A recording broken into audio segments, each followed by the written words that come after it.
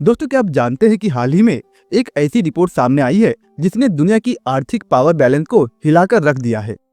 चीन ने अपने अमेरिकी ट्रेजरी सिक्योरिटी में भारी कटौती कर दी है और ये विदेशी धारकों की लिस्ट में तीसरे नंबर पर खिसक गया है। कभी चाइना के पास करीब 1.2 ट्रिलियन डॉलर के अमेरिकी बॉन्ड हुआ करते थे, लेकिन अब यह घटकर सिर्फ 765.4 अरब डॉलर रह गए हैं। लेकिन दोस्तों, असली कहानी यहाँ खत्म नहीं होती, बल्कि यहाँ से स्टार्ट होती है। चाइना ने डॉलर से धीरे धीरे बाहर निकलने की पूरी योजना बना ली है। वह लगातार सोना खरीद रहा है और अरबों डॉलर के गोल्ड माइन के अंदर निवेश कर रहा है। हाल ही में चाइना ने कजाकिस्तान में करीब 1 बिलियन डॉलर सोने की खदान में लगाए हैं और ब्रिक्स देशों के साथ मिलकर स्थानीय मुद्रा में व्यापार बढ़ा रहा है। अब कजाकिस्तान से मिलने वाले सोने से ब्रिक्स की ताकत और मजबूत हो जाएगी। इसके साथ ही ब्रिक्स देश अब अपनी स्थानीय मुद्रा में व्यापार बढ़ा रहे हैं। इस बदलाव का मतलब सिर्फ ये नहीं है कि अमेरिकी बॉन्ड का एक खरीदार कम हो गया है, बल्कि ये आने वाले समय में डॉलर के सिंहासन को हिलाने वाला तूफान भी हो सकता है। पिछले 6 महीनों में ही ब्रिक्स और उनके पार्टनर देशों के साथ चीन का व्यापार करीब 850 बिलियन डॉलर तक पहुंच गया है, जिसमें लगभग 4% का इंक्रीज आया है। इस लेन देन में डॉलर के बजाय युआन, रूबल और भारतीय रुपए का इस्तेमाल हो रहा है। यह बदलाव किसी छोटे स्तर का नहीं है, बल्कि डॉलर के वर्चस्व को कमजोर करने का एक सीधा और एक बड़ा वार है। दूसरी तरफ अमेरिका के राष्ट्रपति डोनाल्ड ट्रंप करीब 15 ट्रिलियन डॉलर का विदेशी निवेश अमेरिका में लाने की कोशिश कर रहे हैं, ताकि फैक्ट्रियां और इंफ्रा बना सके। और इसके लिए वे जापान और दक्षिण कोरिया जैसे देशों पर दबाव बना सकते हैं और वे टैरिफ कम करने के बदले में अरबों डॉलर का निवेश करें। वहीं दोस्तों, यूरोप की हालत पहले से ही खराब है। यूरोप अब सस्ते रूसी तेल और गैस से कट चुका है, जिसने सालों तक उसकी इंडस्ट्री को सस्ता ईंधन और सस्ती बिजली दी थी। यह कटाव सिर्फ एनर्जी का नहीं है, बल्कि उसकी पूरी औद्योगिक ताकत की रीढ़ पर चोट है। अब हालात यह है कि वहां की फैक्ट्रियां पहले जैसी घरेलू स्तरों पर प्रोडक्शन नहीं कर पा रही है।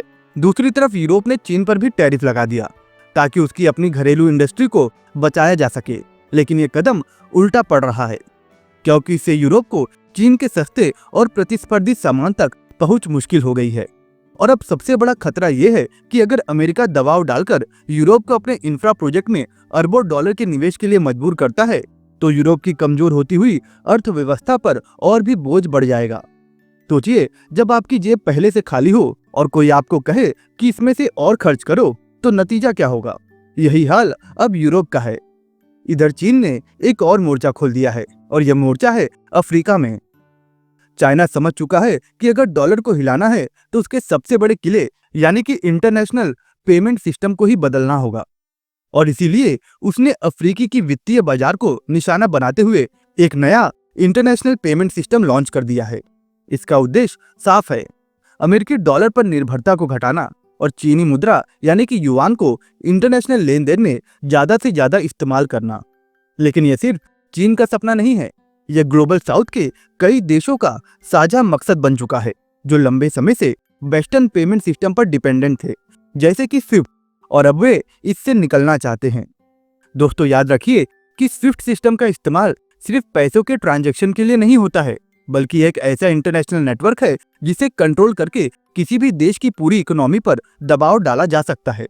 अगर किसी देश को इससे बाहर काट दिया जाए तो वह ग्लोबल मार्केट से लगभग कट जाता है। उसकी इंटरनेशनल ट्रेड और पेमेंट सिस्टम अचानक बंद हो सकती है। दोस्तों, आपने रूस के मामले में तो यह साफ साफ देखा होगा कि यूक्रेन युद्ध के बाद रशिया को स्विफ्ट सिस्टम से बाहर कर दिया गया था और इसके तुरंत बाद उसकी इंटरनेशनल पेमेंट में भारी रुकावट आने लगी। फॉरेन ट्रेड करना मुश्किल हो गया और बैंकों के बीच ट्रांजैक्शन रुक गए और डॉलर बेस्ड पेमेंट सिस्टम से उसकी पहुंच लगभग खत्म सी हो गई। यही वजह है कि चाइना अब एक अल्टरनेटिव तैयार कर रहा है, ताकि किसी भी स्थिति में वह अमेरिका या फिर पश्चिमी देशों की इकोनॉमिक कंट्रोल से बाहर हो सके। इस योजना का नाम है CIPS यानी कि cross border interbank payment system, और यह नेटवर्क अब तेजी से फैल रहा है और अफ्रीका, एशिया और दूसरे क्षेत्रों के फाइनेंशियल इंस्टीट्यूशन को जोड़ रहा है। CIPS की खासियत यह है कि इसके जरिए देश एक दूसरे के साथ रियल टाइम में बिना डॉलर के युआन और अपनी करेंसी में भुगतान कर सकते हैं। इसका मतलब यह है कि अफ्रीकी देश अब चीन से सीधा व्यापार कर सकते हैं और उन्हें डॉलर या स्विफ्ट पर निर्भर रहना नहीं पड़ेगा। यह न सिर्फ चाइना के लिए बल्कि उन सभी देशों के लिए एक बड़ी इकोनॉमिक फ्रीडम है जो डॉलर के डोमिनेंस से बाहर निकलना चाहते हैं। दोस्तों, हाल ही में अफ्रीकन एक्सपोर्ट इंपोर्ट बैंक और standard bank of south Africa CIPS के डायरेक्ट सदस्य बन चुके हैं। सोचिए, यह कोई छोटा कदम नहीं है। अफ्रीका का सबसे बड़ा एक्सपोर्ट इंपोर्ट बैंक और एक प्रमुख प्राइवेट बैंक सीधे चीन के नेटवर्क से जुड़ गए हैं और पिछले साल इस सिस्टम के जरिए करीब 175 ट्रिलियन युआन का लेन देन हुआ, जो अमेरिकी डॉलर में करीब 24.4 ट्रिलियन के बराबर है और यह आंकड़ा दर साल करीब 43% से बढ़ रहा है। और इसका मतलब है कि सिर्फ एक साल में इस सिस्टम के यूजर्स और ट्रांजैक्शन में लगभग आधा गुना का इजाफा हुआ है। लेकिन अफ्रीका यही नहीं रुका, उसने अपने खुद के पैन अफ्रीकन पेमेंट सिस्टम को भी लॉन्च कर दिया है। यह सिस्टम पूरे अफ्रीकी महाद्वीप में स्थानीय मुद्रा में व्यापार की सुविधा देता है। सोचिए, जहां पहले एक नाइजीरियन कंपनी को केनिया से सामान खरीदने के लिए डॉलर में पेमेंट करना पड़ता था, अब वो सीधा नायरा और केनियाई शिलांग में पेमेंट कर सकती है और इस ट्रांजैक्शन से लागत करीब 30% से घटकर सिर्फ 1% रह गई है। और इस बचत का मतलब है कि अफ्रीका हर साल करीब 5 बिलियन अमेरिकी डॉलर बचा सकता है, वो भी सिर्फ ट्रांजैक्शन फीस में। दोस्तों, अब यहाँ से एक सबसे बड़ा सवाल आता है कि ये सब भारत के लिए क्या मायने रखता है। दोस्तों, यह बदलाव केवल एक अकेले महाद्वीप का मामला नहीं है, यह संकेत है कि दुनिया अब मल्टीपोलर मुद्रा व्यवस्था की ओर बढ़ रही है। डॉलर का वर्चस्व टूटने लगा है और उसकी जगह digital currency, local payment systems और द्विपक्षीय मुद्रा समझौता ले रहे हैं। ब्रिक्स और बाकी विकासशील इकोनॉमीज इस दिशा में सबसे आगे हैं। भारत पहले ही इस डायरेक्शन में कदम बढ़ा चुका है। इंटरनेशनल मार्केट में रुपए ट्रेड की शुरुआत हो चुकी है, खासकर रशिया और एशियाई देशों के साथ। ब्रिक्स बैंक जैसे कि NBD भी कहते हैं कि अब लोकल करेंसी को लेन देन में ज्यादा जोर देना चाहिए। डिजिटल रुपया भी पायलट प्रोजेक्ट के रूप में लॉन्च हो चुका है, जिसका मकसद सिर्फ घरेलू पेमेंट को आसान बनाना नहीं है, बल्कि भविष्य में अंतर्राष्ट्रीय लेन देन को भी डिजिटल करना है। सोचिए, अगर भारत, चीन, रशिया, ब्राजील, साउथ अफ्रीका और बाकी ब्रिक्स पार्टनर मिलकर डॉलर की जगह अपनी अपनी मुद्राओं में ट्रेड करने लगे तो क्या होगा। सबसे पहले डॉलर की डिमांड कम हो जाएगी। दूसरा, अमेरिका का कर्ज उठाने का खर्च काफी बढ़ जाएगा। जिन देशों के पास बड़े डॉलर रिजर्व हैं, उन्हें अपनी होल्डिंग की वैल्यू गिरती दिखेगी। इसके साथ ही जो देश इस बदलाव के लिए तैयार नहीं होगा, उनकी इकोनॉमी को काफी झटका लग सकता है।